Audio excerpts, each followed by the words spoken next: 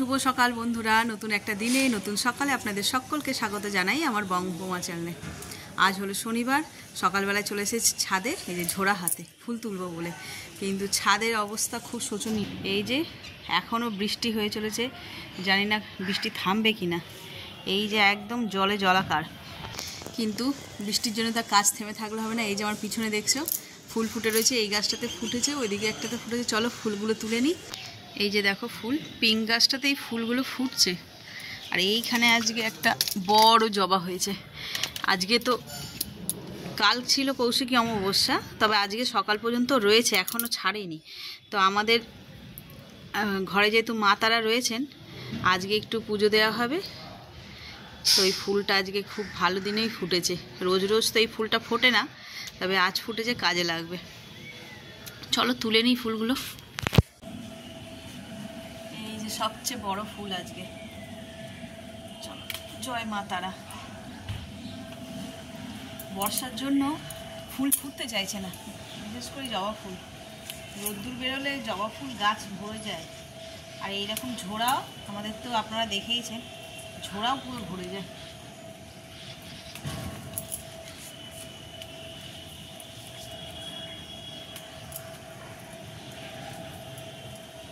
আর এক ছাদ জামা কাপড় মেলেছিলাম কালকে, কিচ্ছু শুকোয়নি, সব সিঁড়ির ঘরে মেলা রয়েছে।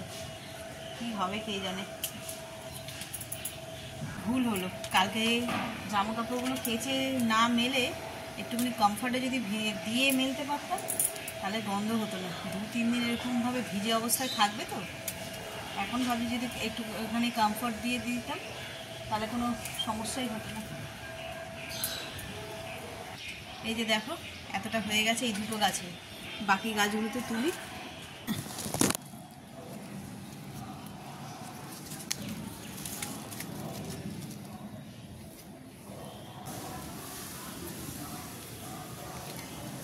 আজ রক্তকরবীও ফোটেনি। চলো ওই দিকটা দেখি। ভয় হচ্ছে, একে তো হাওয়াই চুটি পরে এসেছি, দুম করে না পড়ে যায় স্লিপ করে, দেখছো? এই দেখো, চলো ফুলগুলো তুলে নিই। এই দেখো কতগুলো সাদা জবা হয়েছে। আজ সাদা জবাই সবচেয়ে বেশি হয়েছে। এদিকে দুটো ঘন্টা জবা আছে, তুলে নিই।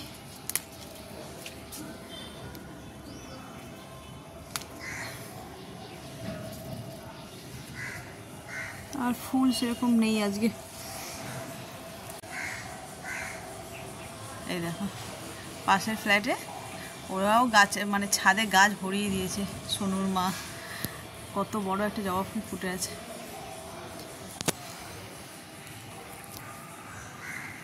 এই একটা চন্দন জবা। চলো ফুল কটা তুলে নিয়ে বাড়ি নিচে যাই।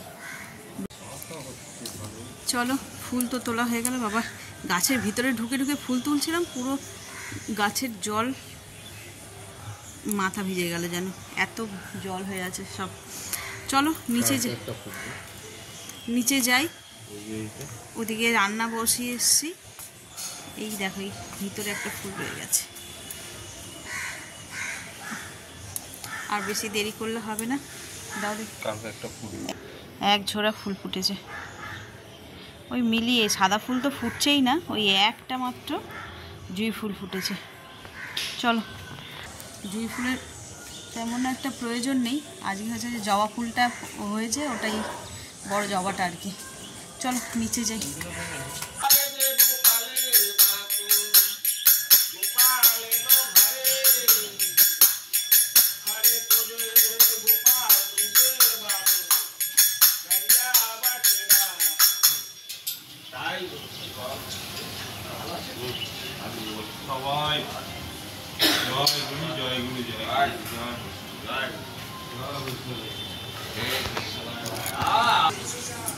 নন্দ উৎসবের দিন আসতে পারেননি উনি, যা বৃষ্টি। আর আমাদের এই রাস্তাটা করেছে তো, ওনাকে বুঝতেই পারবো যে বয়স্ক মানুষ যেহেতু, এই আজকে এসে ওই নন্দ উৎসবের গোপালেরও গান গাইছে। আর রান্নাবান্না হচ্ছে নিরামিষ। চলো কি কি রান্না করছি দেখাই। আজ যেহেতু শনিবার, তাই সবই নিরামিষ রান্না হচ্ছে। এই যে এখানে ভাত বসিয়ে দিয়েছি, ভাত ফুটে গেছে, অলমোস্ট হয়েই এসেছে। আর এখানে করছি হচ্ছে যে পোস্ত দিয়ে আলু ভাজা। সামান্যই করছি, অল্প বেশি কেউ খাওয়ার নেই তেমন। আলু ভাজাটা করছি, আর ওই যে সিটি মারছে সেটা হচ্ছে বিউলির ডাল। আর এদিকে ঝিঙে কাটতে কাটতে উঠে আমি ওই হরেকৃষ্ণ দাদু এসেছিলো তাই গেছিলাম, ঝিঙের পোস্ত হবে। আর চলো তোমাদের দেখাই ঠাকুর ঘরের আয়োজনটা। কাল কৌশিকী অমাবস্যা ছিল না, তো আজকে সকালেও রয়েছে এখনও, তো সেই জন্যই ঘরে পুজোর কিছু আয়োজন করা হয়েছে। তো এই যে আমাদের তারামা রয়েছেন, এনাকে একটুখানি ভোগ বলতে কি ফল মিষ্টিই দেওয়া হবে। তো এখন তেমন কিছু রেডি করা হয়নি। এখানে মেজদাই যে ফুলের মালা ঠালা সব ধুয়ে ধায়ে রাখছে, মানে জোগাড়জাতি করছে আর কি। তো চলো দেখি এগুলো করে নিই, তারপরে পুজোটা করুক, তারপরে তোমাদের সঙ্গে শেয়ার করো। আর এদিকে গান বাজছে বলে তাই কিচ্ছু শেয়ার করতে পারছি না, মানে ভয়েস নোট দিতে হচ্ছে।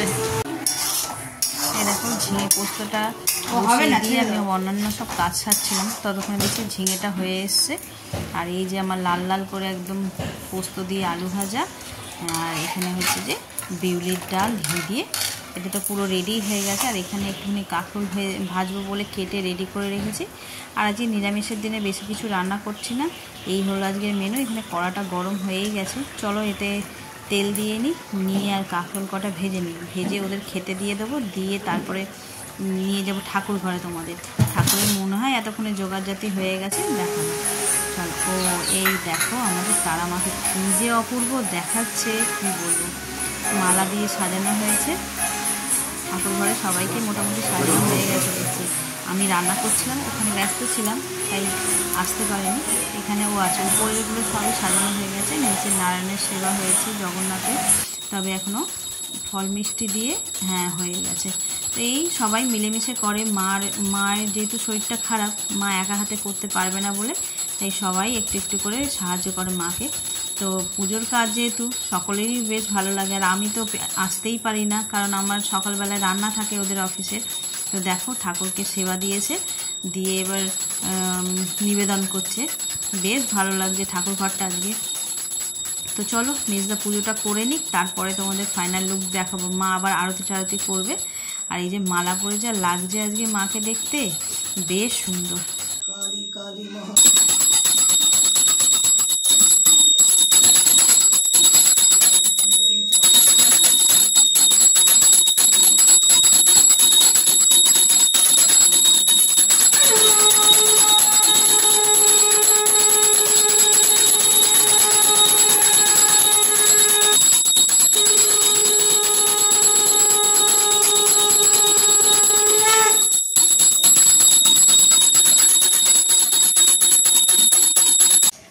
ঘড়িতে বাজে 12:30।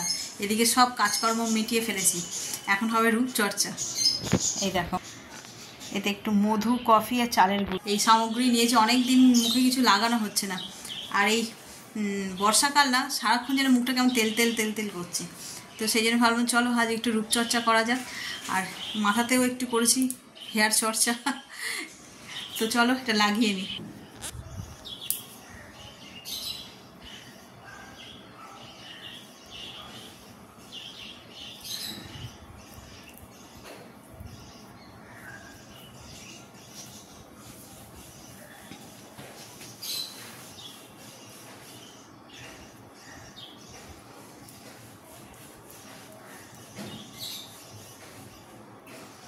প্রথমে পরিষ্কার জল দিয়ে মুখটাকে আগে একটু ধুয়ে নিয়েছি, নিয়ে তারপরে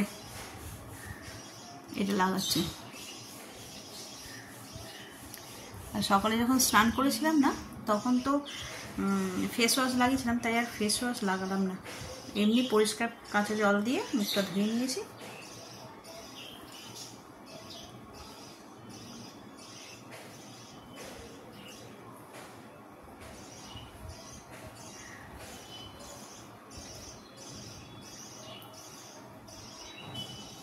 ফেস ওয়াশ আমরা তো সকলেই ব্যবহার করি, ফেস ওয়াশ, কারবার, অনেক কিছুই ব্যবহার করে মানুষ আজকাল। আমি মানে যা করি অল্প সামান্যই করি, মানে রেগুলার বেসিসে ফেস ওয়াশটাই ব্যবহার করি, আর এছাড়া তেমন কিছু করি না। তো তাও যেন আমার এই হোমমেড রেমেডিগুলোর উপরে বেশি আস্থা, মনে হয় যেন এইগুলো দিয়ে সপ্তাহে যদি 2-3 দিন করা যায়। সময় হয় না, তো যাই যেটা বলছিলাম আর কি। তো এই হোম রেমেডিগুলো ব্যবহার করলে মনে হয় এর থেকে বেশি উপকার পাওয়া যায় ওই কেমিক্যালওয়ালা প্রোডাক্টগুলোর উপর থেকে। এই নাকের মধ্যে যে ইয়েগুলো থাকে, ব্ল্যাকহেডসগুলো, সেইগুলো ক্লিন হয়ে যায়। নেকেও লাগালে ভালো, কিন্তু পরিমাণটা কম হয়ে গেল।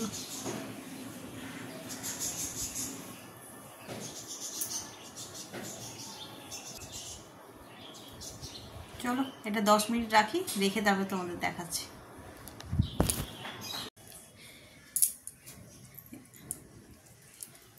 মাথায় সাবান দিতে গেলেই দেখি কানে জল ঢুকে যায়। এটা সেই ছোটোবেলা থেকে রোগ একটা।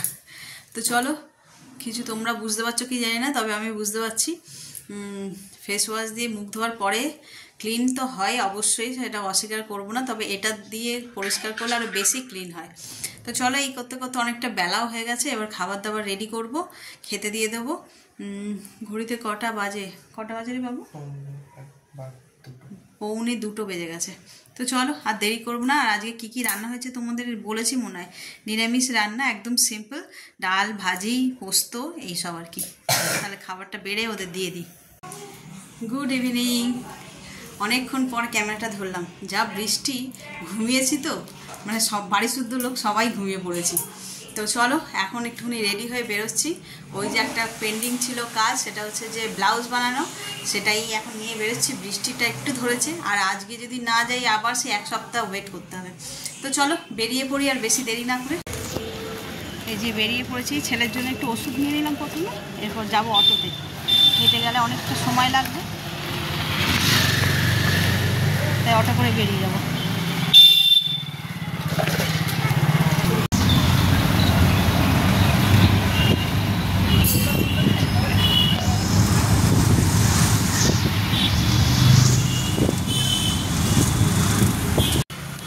অটো করেতে নামতাম করুণাময়ী মোড়ে, কিন্তু এত ট্রাফিক জ্যাম যে তোমার এই মন্দিরের সামনেই অটোটাকে দাঁড় করিয়ে দিয়েছে।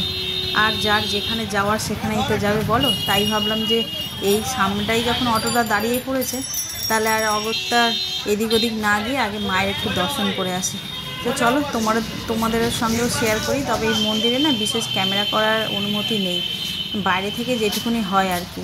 খুব বেশি যে তোমাদের সঙ্গে শেয়ার করতে পারবো তেমনটা নয়, তবে যেটুকুনি পারবো সেটুকুনি তোমাদের সঙ্গে শেয়ার করবো। দেখো কাল যেহেতু পুজো গেছে না, কৌশিক অমাবস্যার, তো মন্দিরটা এখনও সুসজ্জিতই রয়েছে, আলোতে আলোকিত হয়ে আছে। আর এই সামনেটুকুনি একটুখানি গার্ডেনও রয়েছে, এখানে শীতকালে ভোরে ফুল হয়।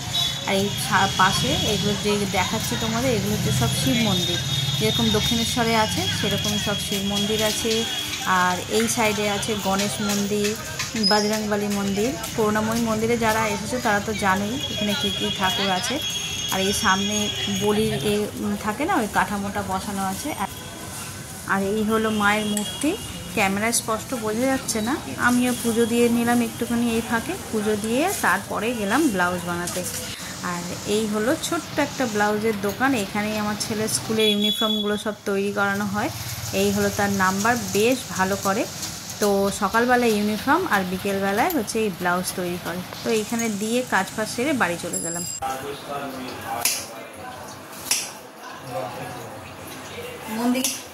মন্দির দিয়ে ঘুরে আসলাম, কিছু কাজ ছিল দেখালাম, ব্লাউজ পিসটা বানাতে দিলাম, আর টুকটাক কিছু কাজ ছিল, ওগুলো সব সেরে এই জাস্ট ঘরে ঢুকেছি। কাপড়টা ছেড়েই ঘড়িতে 9:30 বেজে গেছে, অনেকটা দেরি হয়েছে। তরকারিটা করবো রাতে, আজকে করবো চানা পনির। তো চানা আমি সিদ্ধ করেই গিয়েছিলাম, চা করার সময় সিদ্ধ করে নিয়েছি। আর এখন এই বাস মশলাটা কষে করে দিলেই হয়ে যাবে, বেশি সময় লাগবে না যদিও। আর একটা গুরুত্বপূর্ণ কাজ আছে, সেটা করে রাখবো। কালকে আমি একটু বেরোবো, কোথায় বেরোবো সেটা পরের দিনের ব্লগে দেখবো। তো তার কারণে কালকে রান্নার প্রিপারেশন খানিকটা করে রাখবো। ওই মাটন আনতে বলেছিলাম, মাটন এনেছে, আর ওটাকে একটু ম্যারিনেট করে আর রেখে দেবো। তাহলে কি হবে, কালকে সকাল সকাল বসালে খুব তাড়াতাড়ি হয়ে যাবে। তো সেই জন্য আর কি এই কাজগুলো সারতে একটু সময় লাগবে। আগে তরকারিটা করে নিয়ে ওগুলো করবো। আর ততক্ষণে ওর বাবা রসুন আমাকে ছাড়িয়ে হেল্প করে দিয়েছে, তো ওই মশলাটা পিষে ম্যারিনেট করে রেখে চলো এটা করে নিই। আর এর জন্য যে মশলাটা করবো সেটা আমি বেটে নিই। তরকারিটা তো হয়েই এসছে, আর একটুখানি হলেই হয়ে যাবে। আর এদিকে আমি কি করছি, এই যে মাটনটা ম্যারিনেট করে রাখছি কালকের জন্য, একদম সফট হয়ে যাবে আর খুব তাড়াতাড়িও রান্না হয়ে যাবে। চলো এটা করে নিই।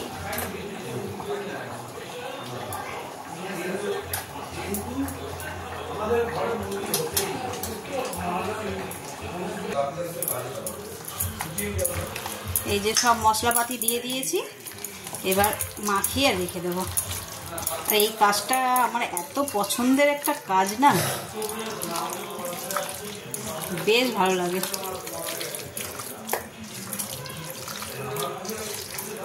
চলো এটাকে বেশ ভালো করে, এতে সব কিছু মশলাই দেওয়া হয়ে গেছে, কাল শুধু পেঁয়াজ দিলেই মোটামুটি মশলা রেডি হয়ে যাবে। আদা, রসুন, লঙ্কা, জিরে, ধনে, তেল, নুন, হলুদ সব দেওয়া হয়ে গেছে, আর বেশি করে দই দিয়েছি। এইবার এটা ফ্রিজের মধ্যে থাকবে, কালকে সকাল সকাল বের করে রান্না করব। কড়াতেই একদম মাখন হয়ে যাবে, প্রেসারেই লাগবে না, প্রেসার কুকারেই দিতে লাগবে না। চলো এটা তো হয়ে গেছে, এবার এটাকে গুছিয়ে ফ্রিজের মধ্যে রেখে দিই। এই দেখো আমার এই তরকারিটা রেডি হয়ে গেল। চলো ঘড়ি তো 10:30 বাজে, ওদের সব দিয়ে দিই খেতে। আর আজকে একটু তাড়াতাড়ি, বাবা কি ভালো অবস্থা হয়েছে, ঘেমে নেই, রাস্তায় বেরোলো না ওই গাড়ির হাওয়াতে চুলগুলো একদম এদিক ওদিক হয়ে যায়। তো চলো এই দিয়ে দিই ওদের খেতে, আর আজকে একটু তাড়াতাড়ি করে সব প্যাক আপ করবো, করে তাড়াতাড়ি শোবো, গিয়ে সকালবেলা যাতে তাড়াতাড়ি উঠতে পারি। তো চলো আজকের ব্লগটাকে এই পর্যন্তই রাখছি। যদি কিছু ভালো লেগে থাকে তাহলে please like, comment, share and subscribe. সকলে ভালো থাকবেন, সুস্থ থাকবেন। আগামীকাল আবার একটা নতুন দিনের সঙ্গে দেখা হচ্ছে। Good night.